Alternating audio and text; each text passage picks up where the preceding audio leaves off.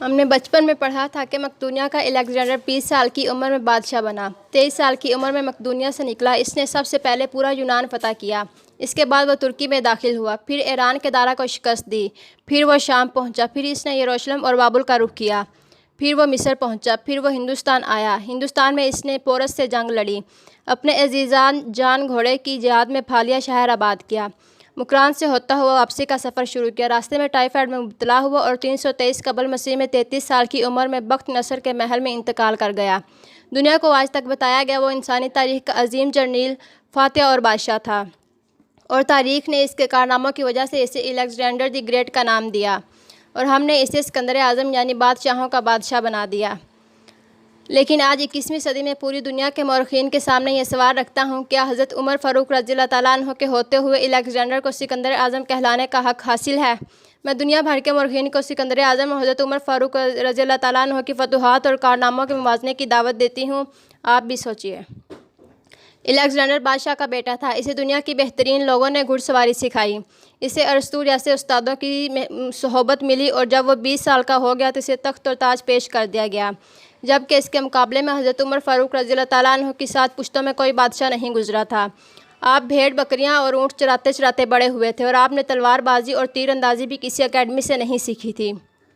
سکندر اعظم نے organized academy کے ساتھ 10 برسوں میں 17 لاکھ مربع میل کا علاقہ فتح کیا تھا، جبکہ حضرت عمر رضی اللہ تعالیٰ عنہ نے 10 برسوں میں آرگنائزڈ آرمی کے بغیر 22 لاکھ مربع میل کا علاقہ فتح کیا، اور اس میں روم اور ایران کی 2 سپر پاور بھی شامل تھیں۔ آج کے سیٹلائٹ میزائل اور آبدوزوں کے دور میں بھی دنیا کے کس حکمران کے پاس اتنی بڑی سلطنت نہیں جو حضرت عمر فاروق رضی اللہ تعالیٰ عنہ نے نہ صرف گھوڑوں کی پیٹھ پر فتح کرائی تھی بلکہ اس کا انتظام و انصرام بھی چلایا تھا۔ الیگزینڈر نے فتوحات کے دوران اپنی بے شمار جنرل قتل کرائے۔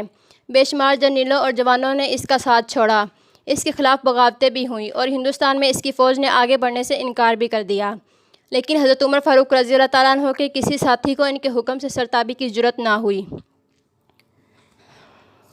وہ ایسے کمانڈر تھے کہ آپ عین میدان میں جنگ عالم کے اسلام کے سب سے بڑے سپہ سالار حضرت خالد بن ولید رضی اللہ تعالیٰ عنہ کو معزول کر دیا، اور کسی کو یہ حکم ٹالنے کی جرأت نہ ہوئی۔ آپ نے حضرت سعد بن ابی وقاص رضی اللہ تعالیٰ عنہ کو کوفے کی گورنری سے ہٹا دیا۔ آپ نے حضرت حارث بن کعب رضی اللہ تعالیٰ عنہ سے گورنری واپس لے لی۔ آپ نے حضرت عمرو بن عاص رضی اللہ تعالیٰ عنہ کا مال ضبط کر لیا، اور آپ نے حمص کے گورنر کو واپس بلا کر اونٹ چرانے پر لگا دیا، لیکن کسی کو حکم عدولی کی جرأت نہ ہوئی۔ الیگزینڈر نے 17 لاکھ مربع میل کا علاقہ فتح کیا، لیکن دنیا کو کوئی نظام، کوئی سسٹم نہ دے سکا، جبکہ حضرت عمر فاروق رضی اللہ تعالیٰ عنہ نے دنیا کو ایسے سسٹم دیے جو آج تک پوری دنیا میں رائج ہیں۔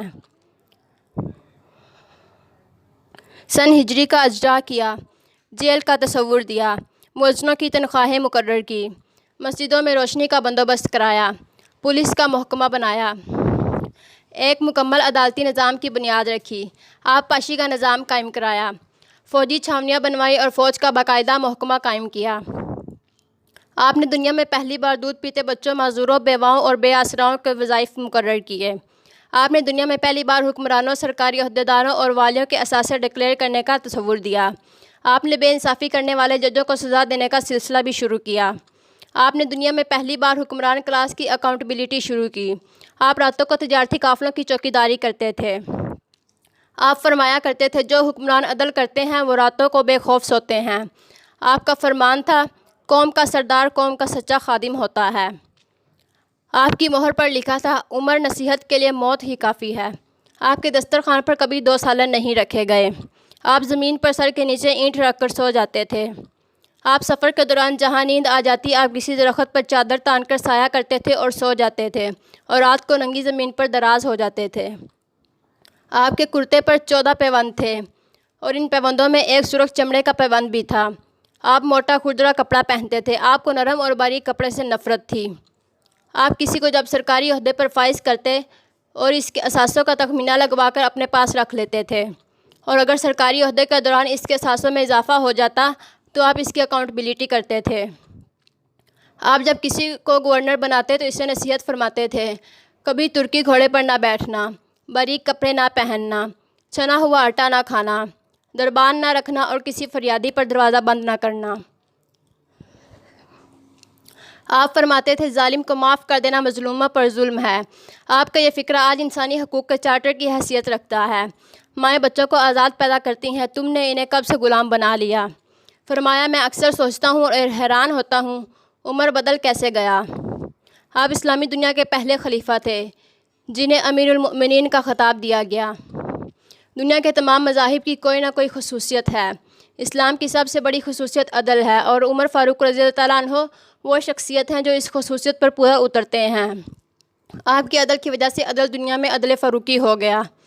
آپ شہادت کے وقت مقروض تھے، چنانچہ آپ کی وصیت کے مطابق آپ کا واحد مکان بیچ کر آپ کا قرض ادا کر دیا گیا، اور آپ دنیا کے واحد حکمران تھے جو فرمایا کرتے تھے میرے دور میں اگر فرات کے کنارے کوئی کتا بھی بھوک سے مر گیا تو اس کی سزا عمر یعنی حضرت عمر فاروق رضی اللہ تعالیٰ عنہ کو بھگتنا ہوگی۔ آپ کے عدل کی یہ حالت تھی، آپ کا انتقال ہوا تو آپ کی سلطنت کے دور دراز علاقے کا ایک چرواہا بھاگتا ہوا آیا اور چیخ کر بولا لوگو حضرت عمر فاروق کا انتقال ہو گیا۔ لوگوں نے حیرت سے پوچھا تم مدینہ سے ہزاروں میل دور جنگل میں ہو، تمہیں اس آنے کی اطلاع کس نے دی؟ چرواہا بولا جب تک حضرت عمر فاروق رضی اللہ تعالیٰ عنہ زندہ تھے میری بھیڑیں جنگل میں بے خوف پھرتی تھی اور کوئی درندہ ان کی طرف آنکھ اٹھا کر نہیں دیکھتا تھا، لیکن آج پہلی بار ایک بھیڑیا میری بھیڑ کا بچہ اٹھا کر لے گیا۔ میں نے بھیڑے کی جرات سے جان لیا کہ آج دنیا میں حضرت عمر فاروق موجود نہیں ہیں۔ میں دنیا بھر کے مورخین کو دعوت دیتی ہوں وہ الیگزینڈر اور حضرت عمر فاروق رضی اللہ تعالیٰ عنہ کے سامنے رکھ کر دیکھیں۔ انہیں الیگزینڈر حضرت عمر فاروق کے حضور پہاڑ کے سامنے کنکر دکھائی دے گا، کیونکہ الیگزینڈر کی بنائی سلطنت اس کی وفات کے 5 سال بعد ختم ہو گئی، جبکہ حضرت عمر فاروق رضی اللہ تعالیٰ عنہ نے اپنے دور میں جس خطے میں اسلام کا جھنڈا بھجوایا وہاں سے آج بھی اللہ اکبر کی صدائیں آتی ہیں، وہاں آج بھی لوگ اللہ کے سامنے سجدہ کرتے ہیں۔ دنیا میں الیگزینڈر کا نام صرف کتابوں میں سمٹ کر رہ گیا ہے، جبکہ حضرت عمر فاروق رضی اللہ تعالیٰ عنہ کے بنائے نظام دنیا کے 245 ممالک میں آج بھی کسی نہ کسی شکل میں موجود ہیں۔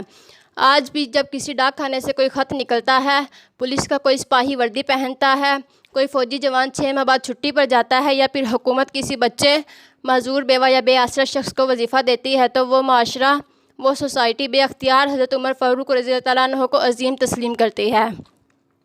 وہ انہیں تاریخ کا سب سے بڑا سکندر مان لیتی ہے، ماں سوائے ان مسلمانوں کے جو آج احساس کمتری کے شدید احساس میں کلمہ تک پڑھنے سے پہلے دائیں بائیں دیکھتے ہیں۔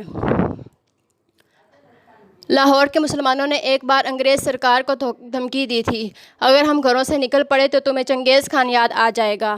اس پر جواہر لال نہرو نے مسکرا کر کہا تھا افسوس آج چنگیز خان کی دھمکی دینے والے مسلمان یہ بھول گئے ان کی تاریخ میں ایک حضرت عمر فاروق رضی اللہ تعالیٰ عنہ بھی تھا، جن کے بارے میں مستشرقین اعتراف کرتے ہیں کہ اسلام میں اگر ایک عمر اور ہوتا تو آج دنیا میں صرف اسلام ہی دین ہوتا۔